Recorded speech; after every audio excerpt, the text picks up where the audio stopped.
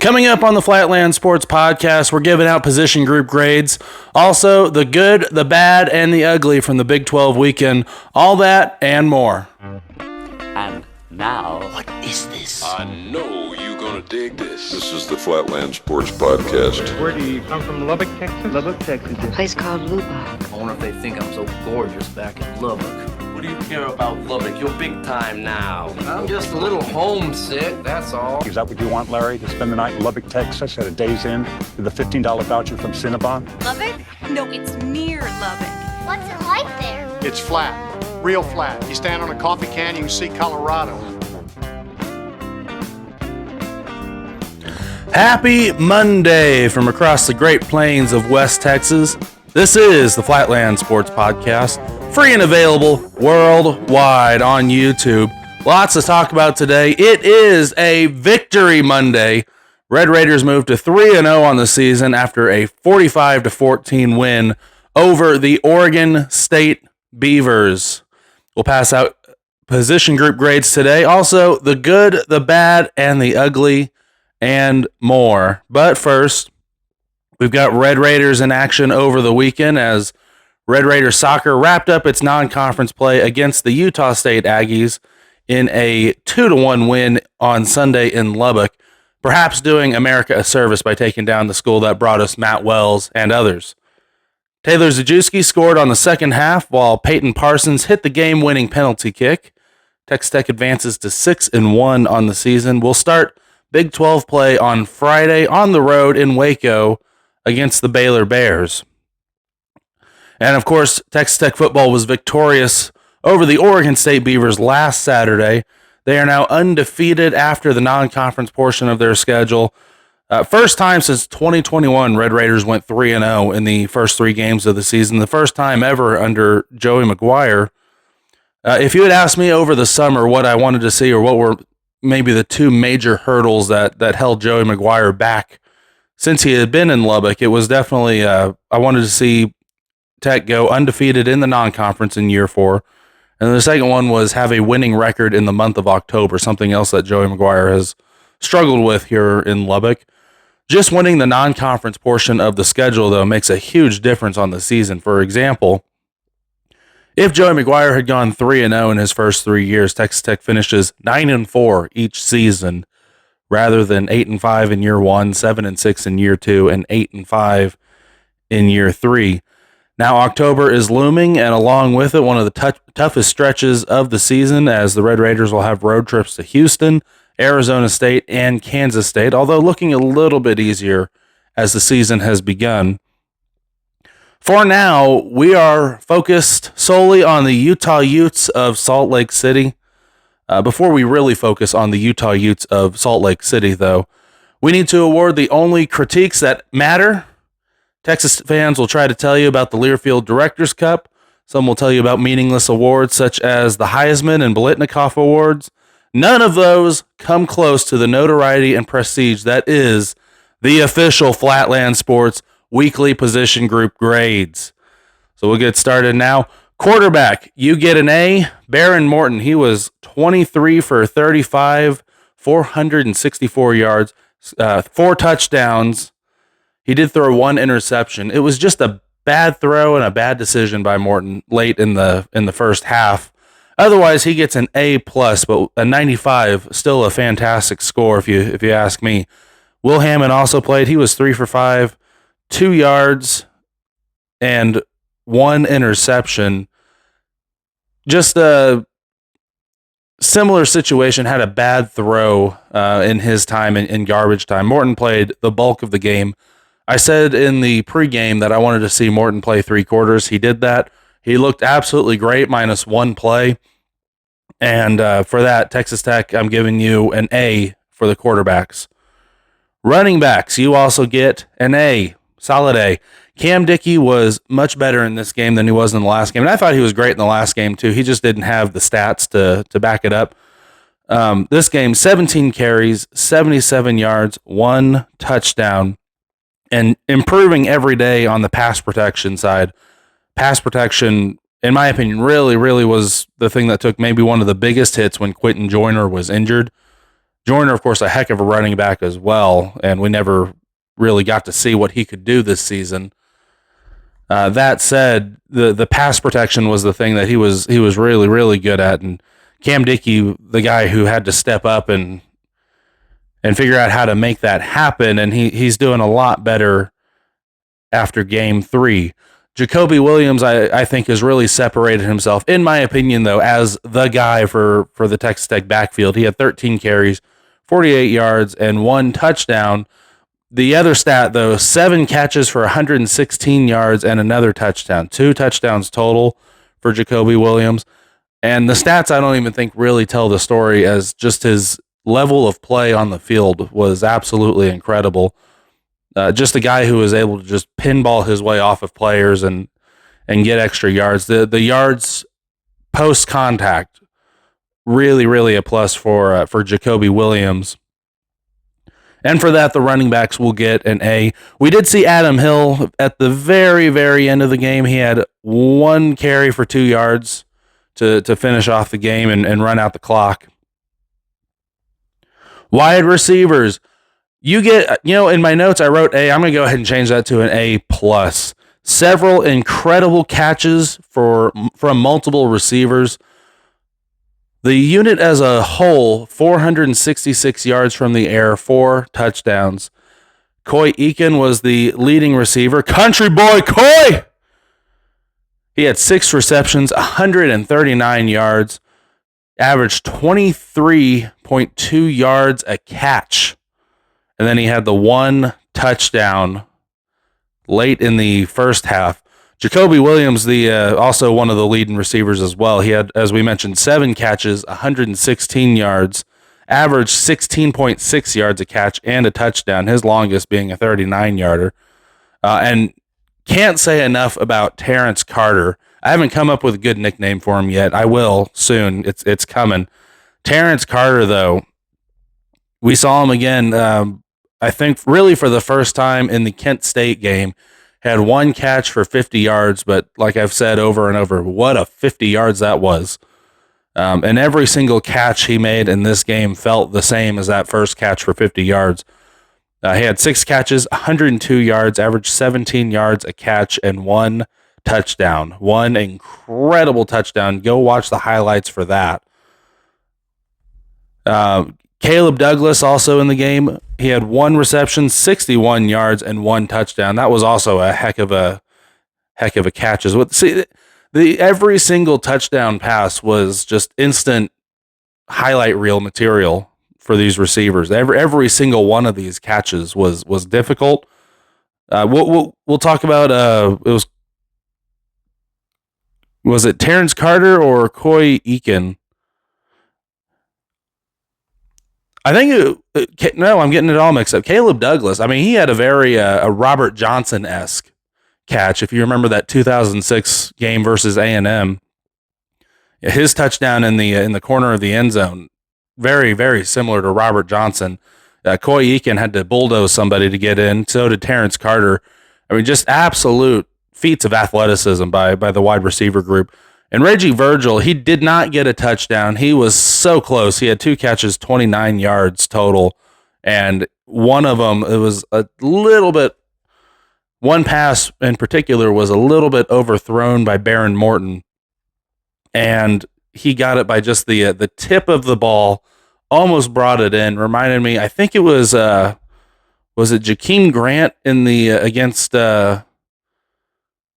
Ole Miss in the that season opener in 28. No, it wasn't Jakeem Grant. I can't remember the name of the receiver, but almost an absolute incredible catch and just couldn't quite get it in. Otherwise, he adds another touchdown for the Red Raiders last night. John Carlos Miller also making some catches, 1 for 17 yards. TJ West, Adam Hill, Tristan Gentry getting some catches as well.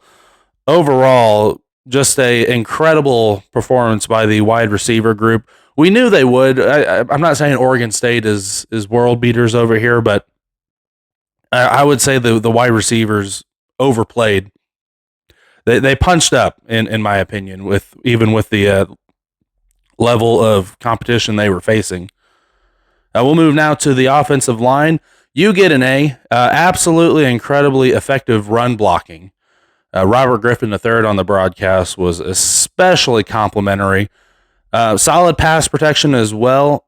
I think Oregon State may have gotten a little bit more penetration than I would have liked to see at points of the game. That said, OSU blitzed a lot. And while they got penetration, part of that I'll tell you is running back pass protection, which is improving and needs to continue to improve. And then another part of that is just Barron getting the ball out a little bit quicker on some plays if Oregon State is blitzing or if the opponent is blitzing. Utah, has a very similar defensive style, and they will blitz a lot as well. So that will be something I would hope the Red Raiders are working on this week before they head into Salt Lake City. All that said, though, great performance by the offensive line. Cody Campbell said he would buy us an offensive line, and as we have seen so far, he absolutely has. Offensive line, you get an A. Defense, as I say, I like to grade the defense in pass fail. They have to work a little bit more cohesively as a unit than I think the offensive does, so I grade them all together. Defense, you get a pass, and if I'm giving you a letter grade, it is an absolute A. The four horsemen of the tortilla apocalypse, as R.C. Maxfield says, held Oregon State to -3 rushing yards in the first half. Oregon State finished with 8 overall rushing yards in the game. They pulled off 3 sacks, 6 tackles for a loss. Some of your defensive leaders were Jacob Rodriguez, who had 7 total tackles, 2 solos, shared a tackle for a loss with someone else. John Curry also had 7 tackles. Cole Wisniewski, 7 tackles, 1 solo tackle, one of them being one of the sacks of the game.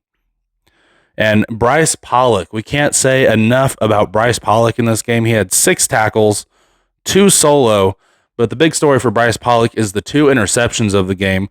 One of them coming off of the boneheaded throw by Baron Morton that was picked off. Bryce Pollock was able to get it back, and if you go and watch that play, just an incredible catch as he was running downfield, turned around at the last second and slid in the opposite direction to make the catch. I mean, just an absolute incredible effort. And then the second one coming late in the game as well on the goal line, which really halted any momentum that Oregon State may have had in the game. Also want to point out Brendan Jordan, who had 5 total tackles. 3 of them were solo tackles. And then I was happy to see Romello Height in the game. He had 4 tackles, 3 solo tackles, 1 sack, 1 tackle for a loss. He was 50-50 coming into the game. He had pulled a hamstring in practice on Thursday.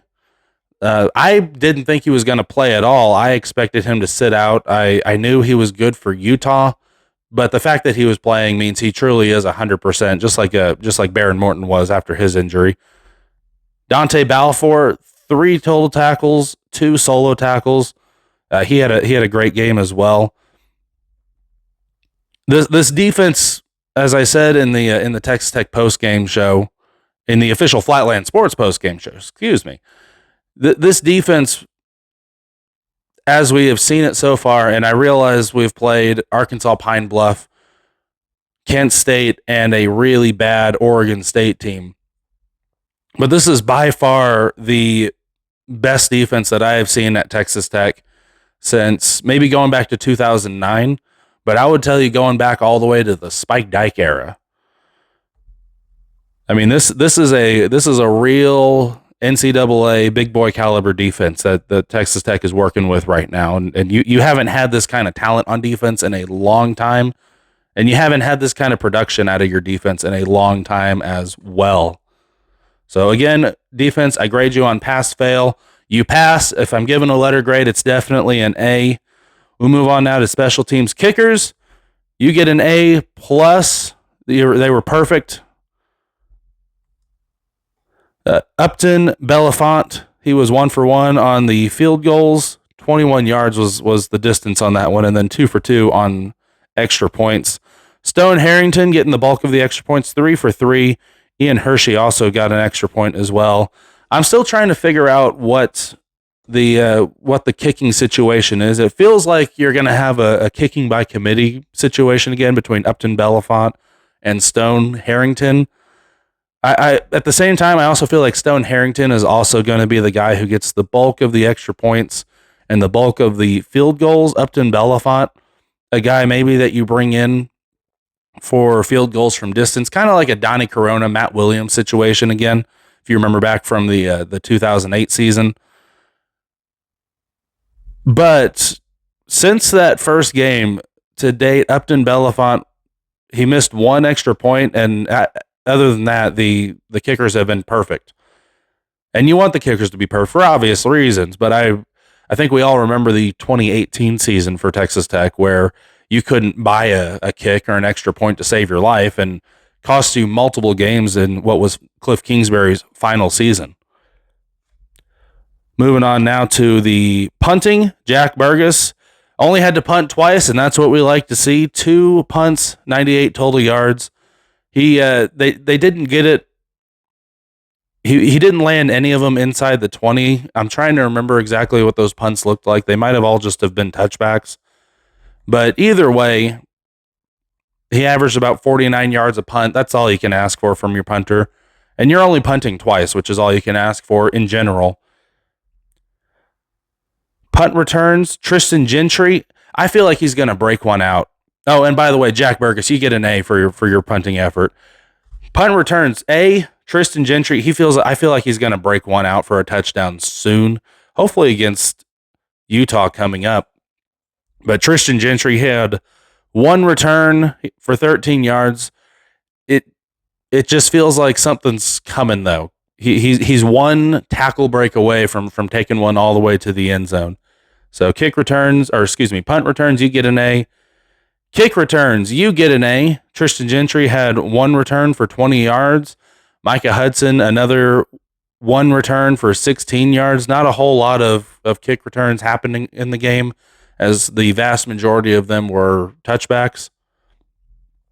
But when it comes to kick returns, and I'll say this with punt returns as well, nobody did anything stupid, and that's really all you need to see. So kick returns, you get an A as well.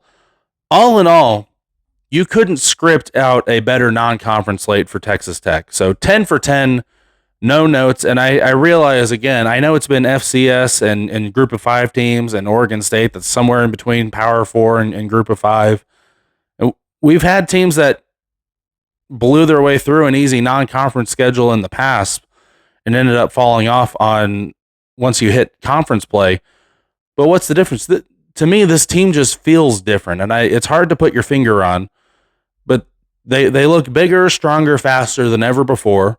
They play harder, and the other thing too, they play together. You can see it on the field. They enjoy playing the game. First of all, you've had teams that didn't really look like they wanted to be out there. They were just going through the motions before, especially in the Cliff Kingsbury and especially during the Matt Wells era.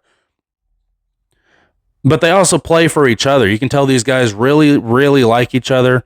You have guys on the team like Skylar Gill Howard, who just absolutely loves Texas Tech as much as we do, the fans, which is really, really becoming more increasingly rare in the NIL era of college football. This team loves each other. This team loves Texas Tech, and this team wants to play hard for each other. And so far, that has been the difference, along with just the talent difference that you're seeing. This looks like an SEC type of team with the offensive line that you have, the defensive line, the talent that you have on the receiving end. Baron Morton has obviously taken a big step forward. We'll see if he takes the next step forward once we hit conference play. Historically, I would tell you Texas Tech has always had talented starters. I think the biggest difference now too is that you have more depth, and that's why you've dominated these games longer. I forgot to mention earlier as I was grading the defense, they have allowed, I saw a stat yesterday, they've allowed 0 points in the first 3 quarters of every single game. So the first team starters have not allowed a single point scored on them thus far in the season after 3 games. I mean, this is a different kind of team than we're used to having. And I'll tell you, the biggest difference is that you have more depth. Historically, Texas Tech has always had more talented starters, I think. you've had guys like Michael Crabtree on your roster. You've had guys like Jakeem Grant, Patrick Mahomes, people who could play.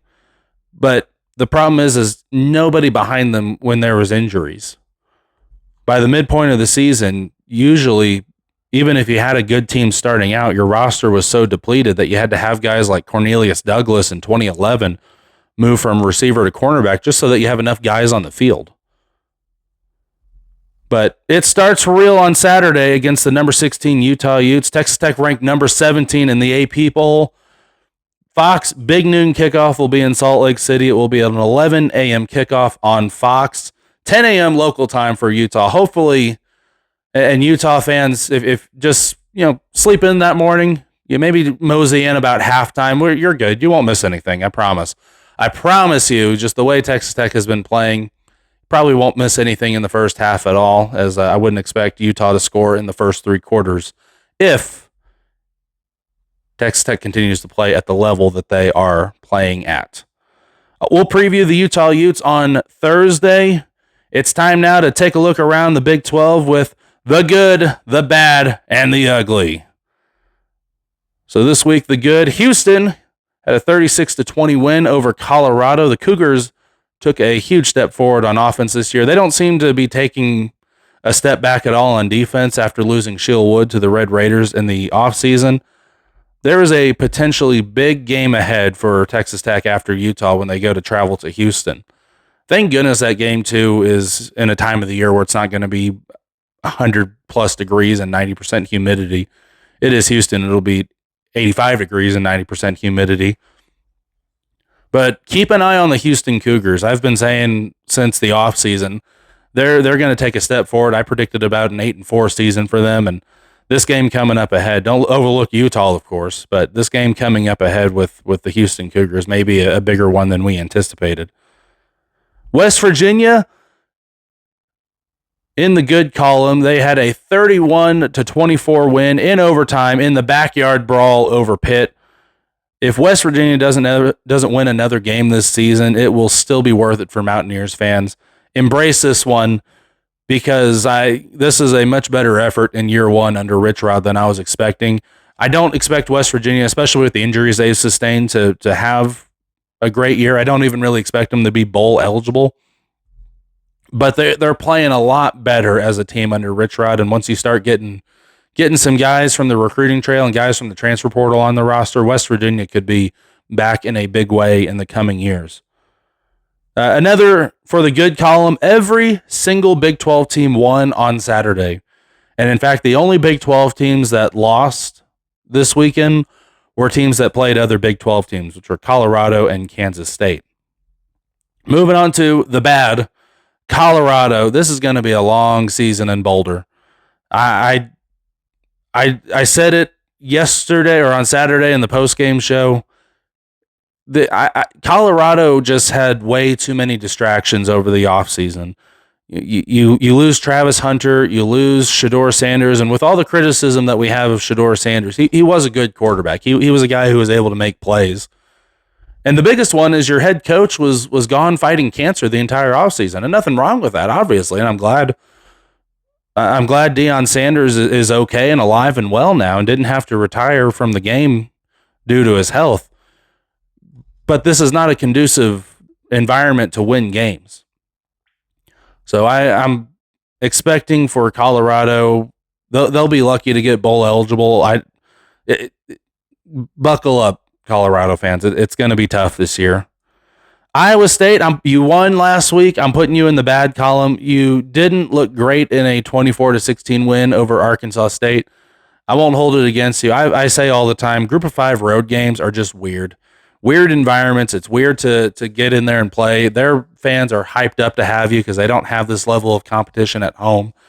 So you're playing in what is essentially a high school stadium that has a Division I college football atmosphere, and it's the opposite. You're playing in a high school stadium that's empty, and that's weird to overcome as well. But Iowa State did get the win on the road. Utah, same story, but they played Wyoming. It's Wyoming, man. They going to Laramie, Wyoming is such a weird place to play. Utah played terrible in the first half. They played much better in the second half. Had to come back, or not come back, but long story short, they really struggled against Wyoming, especially in the first half. It was 10-0 Utah, and then they finally put it away in the second half. And this isn't a particularly good Wyoming team either. So this was just Utah kind of stumbling over themselves in Laramie. I do predict they'll play much better against Texas Tech this Saturday. But if they wanted to play like they played against Wyoming, that is just fine with me. And then also in the bad column, you had another weather delay that ruined what was a perfectly good crowd for Texas Tech.